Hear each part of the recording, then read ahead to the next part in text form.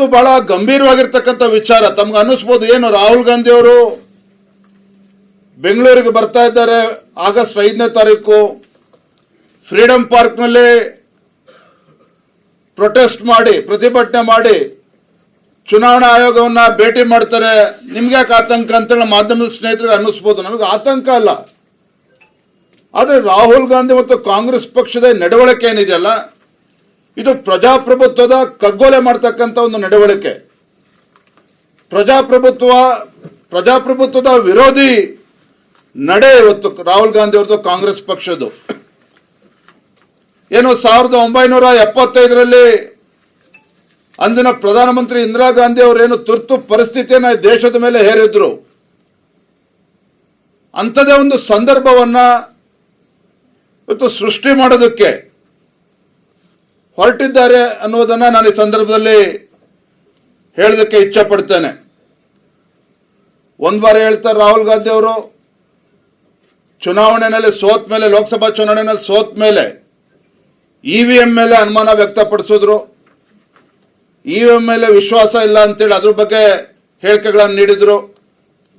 ಹಿಂದೆ ಮಹಾರಾಷ್ಟ್ರ ಚುನಾವಣೆಯಲ್ಲಿ, ಆ ಚುನಾವಣೆಯಲ್ಲೂ ಕೂಡ ಸೋತ ನಂತರದಲ್ಲಿ ಅಲ್ಲೂ ಕೂಡ ಇದೇ ರೀತಿ ಚುನಾವಣಾ ಆಯೋಗದ ಮೇಲೆ ಆರೋಪವನ್ನು ಮಾಡಿದ್ರು. ಎಲೆಕ್ಷನ್ ಕಮಿಷನ್ ಏನಾದ್ರು ಪ್ರೂಫ್ ಇದ್ರೆ ತಗೋಬನ್ನಿ ಅಂತ ಹೇಳಿದಾಗ ಎಲೆಕ್ಷನ್ ಕಮಿಷನ್ ಹೋಗಿ ಭೇಟಿ ಮಾಡೋದಿಲ್ಲ. ಹಾಗಾಗಿ ಇವತ್ತು ರಾಹುಲ್ ಗಾಂಧಿ ಅವರ ನಡವಳಿಕೆ ಪ್ರಜಾಪ್ರಭುತ್ವಕ್ಕೆ ವಿರೋಧಿಯಾಗಿರ್ತಕ್ಕಂಥ ನಡವಳಿಕೆ, ಒಂದು ಅಪಾಯಕಾರಿಯಾಗಿರ್ತಕ್ಕಂಥ ಒಂದು ನಡವಳಿಕೆ, and it's also a threat to the democracy. ಇವತ್ತು ನಾನು ಈ ರಾಜ್ಯದ ಮುಖ್ಯಮಂತ್ರಿಗಳಿಗೆ, ಉಪಮುಖ್ಯಮಂತ್ರಿ ಕೇಳೋದಕ್ಕೆ ಇಚ್ಛೆ ಪಡ್ತೇನೆ. ಕಳೆದ ಲೋಕಸಭಾ ಚುನಾವಣೆ ಭಾರತೀಯ ಜನತಾ ಪಾರ್ಟಿ ಕರ್ನಾಟಕದಲ್ಲಿ ಬಿಜೆಪಿ ಮತ್ತು ಜೆಡಿಎಸ್ ಪಕ್ಷ 17+2 19 ಸ್ಥಾನಗಳನ್ನು ಗೆದ್ದಿದ್ವಿ. ಇವತ್ತು ಬೆಂಗಳೂರು ಗ್ರಾಮೀಣದಲ್ಲಿ ಡಿ.ಕೆ. ಸುರೇಶ್ ಅವರು ಸೋತಿದ್ದಾರೆ ಅನ್ನುವ ಕಾರಣಕ್ಕೆ ಅಲ್ಲಿ ಅಕ್ರಮ ಆಗಿದೆ ಅಂತ ತಿಳಿದು ಡಿ.ಕೆ. ಶಿವಕುಮಾರ್ ಅವರು ಕೂಡ ಆರೋಪ ಮಾಡ್ತಾ ಇದ್ದಾರೆ. ಪಿ.ಸಿ. ಮೋಹನ್ ಅವರು, ನಮ್ಮ ಸಂಸದರು, ಬ್ಯಾಂಗ್ಳೂರು ಸೆಂಟ್ರಲ್ ಅಲ್ಲಿ ಚುನಾವಣೆ ಗೆದ್ರು, ಮಹದೇವಪುರ ವಿಧಾನಸಭಾ ಕ್ಷೇತ್ರ ಹೈಯೆಸ್ಟ್ ಲೀಡ್ ಕೊಡ್ತು, ಅಲ್ಲಿ ಅಕ್ರಮ ಆಗಿದೆ ಅಂತೇಳಿ ಇವತ್ತು ಆರೋಪನ ಮಾಡ್ತಾ ಇದ್ದಾರೆ. ರಾಜಾಜಿನಗರದಲ್ಲಿ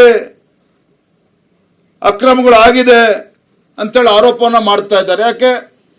ರಾಜ್ಯದ ಮುಖ್ಯಮಂತ್ರಿ ಸಿದ್ದರಾಮಯ್ಯನವರು ಲೋಕಸಭಾ ಚುನಾವಣೆ ನಿಮ್ಮದೇ ಸರ್ಕಾರ ಇತ್ತು, ರಾಜ್ಯದಲ್ಲಿ ನಿಮ್ಮದೇ ಅಧಿಕಾರಿಗಳು ಕರ್ತವ್ಯ ನಿರ್ವಹಿಸ್ತಾ ಇರ್ತಕ್ಕಂಥದ್ದು. ನಿಮ್ಮ ಅಧಿಕಾರಿಗಳ ಮೇಲೆ ವಿಶ್ವಾಸ ಇಲ್ವಾಗಾದ್ರೆ, ನಿಮ್ಮ ಅಧಿಕಾರಿಗಳ ಮೇಲೆ ಹಿಡ್ತಾ ಇರಲಿಲ್ವಾಗ ರಾಜ್ಯದಲ್ಲಿ, ಹಾಗಾದ್ರೆ ಇದೆಲ್ಲವೂ ಕೂಡ ಗೊತ್ತಿದ್ದು ಸಹ ರಾಹುಲ್ ಗಾಂಧಿ ಅವರ ಧ್ವನಿಗೂಡಿಸ್ತಕ್ಕಂಥ ಕೆಲಸ ಸಿದ್ದರಾಮಯ್ಯನವರು, ಡಿ.ಕೆ. ಶಿವಕುಮಾರ್ ಏನ್ ಮಾಡ್ತಾ ಇದ್ದಾರೆ, ಖಂಡಿತ ರಾಜ್ಯದ ಮತದಾರರಿಗೆ ಮಾಡ್ತಾ ಇರ್ತಕ್ಕಂಥ ಒಂದು ಅಪಮಾನ ಇದು.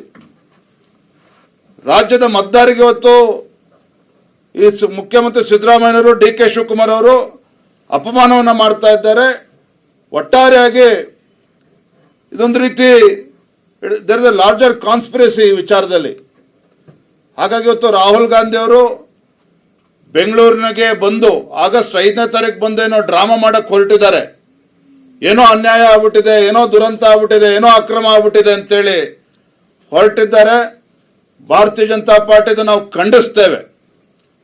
ಭಾರತೀಯ ಜನತಾ ಪಾರ್ಟಿ ಆಗಸ್ಟ್ 5ನೇ ತಾರೀಕು ಅಂದ್ರೆ ಮಂಗಳವಾರ ಬೆಳಗ್ಗೆ 10 ಗಂಟೆಗೆ ವಿಧಾನಸೌಧದ ಮುಂದೆ ಇರ್ತಕ್ಕಂಥ ಗಾಂಧಿ ಪ್ರತಿಮೆಯ ಮುಂದೆ ನಮ್ಮ ಎಲ್ಲ ಸಂಸದರು, ಶಾಸಕರು, ವಿಧಾನ ಪರಿಷತ್ ಸದಸ್ಯರು, ಮಾಜಿ ಶಾಸಕರು, ಮಾಜಿ ಸಂಸದರು, ಮಾಜಿ ವಿಧಾನ ಪರಿಷತ್ ಸದಸ್ಯರು ಇವರೆಲ್ಲರ ನೇತೃತ್ವದಲ್ಲಿ ರಾಹುಲ್ ಗಾಂಧಿ ಅವರ ಈ ಕಾಂಗ್ರೆಸ್ ಪಕ್ಷದ ಸಂವಿಧಾನ ವಿರೋಧಿ ನಡೆ ಏನಿದೆ ಇದನ್ನ ಖಂಡಿಸಿ ಭಾರತೀಯ ಜನತಾ ಪಾರ್ಟಿ ಕೂಡ ಇವತ್ತು ಪ್ರತಿಭಟನೆಯನ್ನ ಮಾಡೋರಿದ್ದೇವೆ. ಆಗಸ್ಟ್ 5ನೇ ತಾರೀಕು ಪ್ರತಿಭಟನೆ ನಂತರದಲ್ಲಿ ನಾವು ಚರ್ಚೆ ಮಾಡ್ತಾ, ಅವತ್ತು ನಾವು ಬಹುಶಃ ರಾಜ್ಯಪಾಲರನ್ನು ಕೂಡ ನಾವು ಭೇಟಿ ಮಾಡಿ ಅಲ್ಲೂ ಕೂಡ ಒಂದು ರೆಪ್ರೆಸೆಂಟೇಷನ್ ಅಲ್ಲೂ ಕೂಡ ನಾವು ನೀಡೋರಿದ್ದೇವೆ.